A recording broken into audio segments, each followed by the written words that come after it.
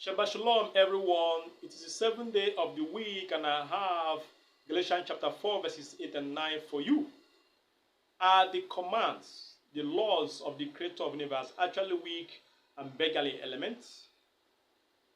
Are you one of those who does not agree that we should keep the laws of the Creator of the universe, that we should obey the commands of the Creator of the universe? Or are you among those who want to know if we are to observe the laws of the Creator of the universe, if we are to do His word? And also, you want to better understand what Galatians chapter 4, verses 8 and 9 teaches. In Galatians chapter 4, verses 8 and 9, it says, "But then, indeed, when you did not know Almighty One, you serve those which by nature are not really mighty ones. But now, after you have known the Almighty One, or rather are known by Almighty One, how is it that you turn again to the weak and beggarly element to which you desire again to be in bondage?" Now it says, when you are without the Creator of the universe, when you do not have knowledge of whom the Creator of the universe is, you serve the mighty ones of the pagans. You worship and obey the mighty ones of the pagans. You live, according to the leading of the Spirit. See, but now, after knowing who the Creator of the universe is, after having knowledge of Him, after believing in Him, you have heard His word. See, how are you turning back? You're turning back to these pagan mighty ones, these weak and beggarly elements, these weak and poorly elements. How are you returning back to them, to their ways, to the practices, to the way you serve them, to their laws? The bondage which this passage is talking about or speaks of is actually returning back to the pagan mighty ones, and also returning back to their ways, to their practices, the practices of the pagans.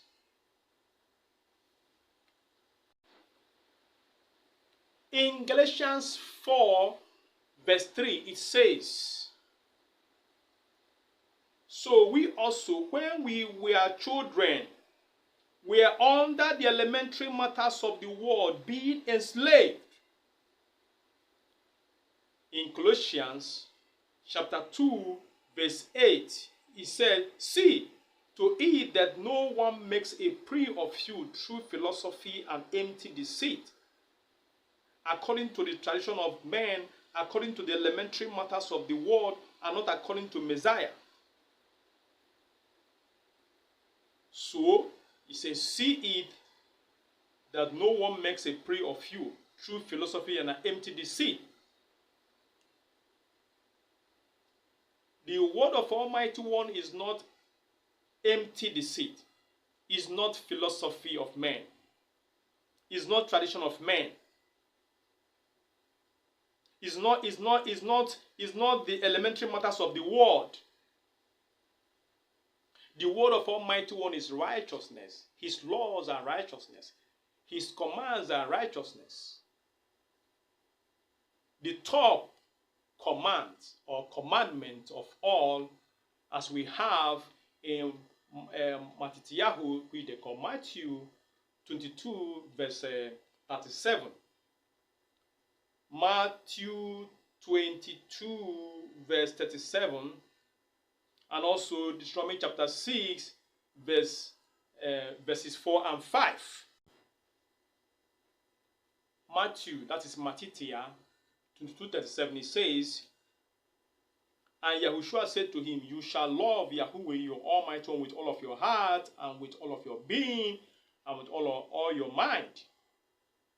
In Deuteronomy chapter 6, verses 4 and 5, it says, "Hear, O Israel, Yahweh our Almighty One, Yahweh is one. You shall love Yahweh your Almighty One with all your heart, with all your being, with all your might, So the Gentile convert must recognize that there is no other mighty one beside the only one Almighty One of the universe, whose name is Yahweh, the Almighty One of Abraham, Isaac, and Jacob, not the Almighty One of any pagan nations or any tribes of the pagan nation, but the Almighty One of Israel.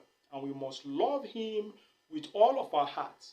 We must give all of our heart to him. We must surrender all of our life to him. We must love him with all of our heart, all of our strength, all of our body, all of our mind, everything we have.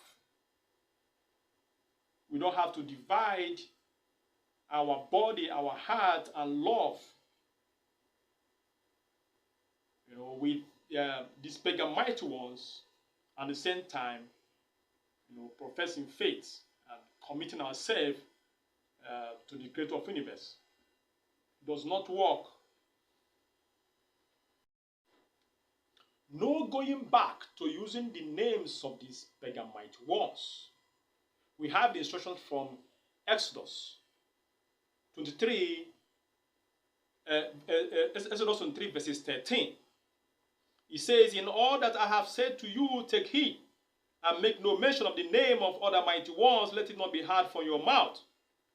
Also in Yahushua, the other Bible says Joshua 23:7, it says, "So as not to go in among these nations, these who remain among you, and make no mention of the names of their mighty ones, nor swear by them, nor serve them, nor bow down to them."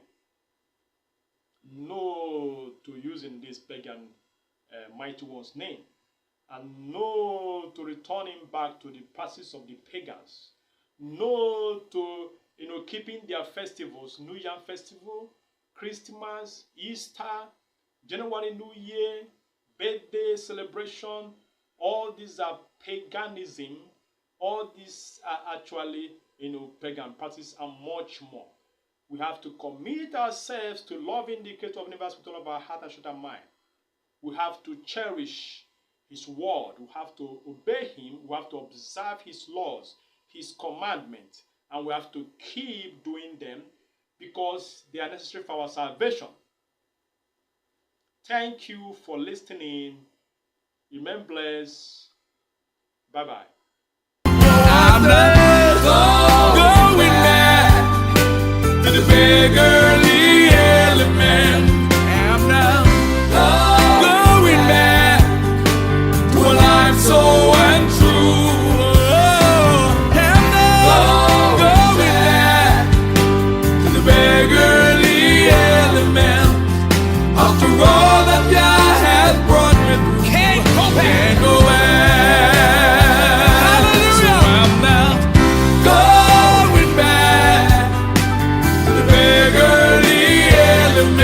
Some help to worship God. Going back to a life so untrue. Oh, and now going back to the beggarly element. After all that God has brought me through, can't go back. Yeah, reach out and touch somebody tonight. I say I'm not going back, and I mean I'm not going back now. I say I'm not going back. I came too far. Hey. Saved by the blood of the living Lamb, God's only Son. I'm not going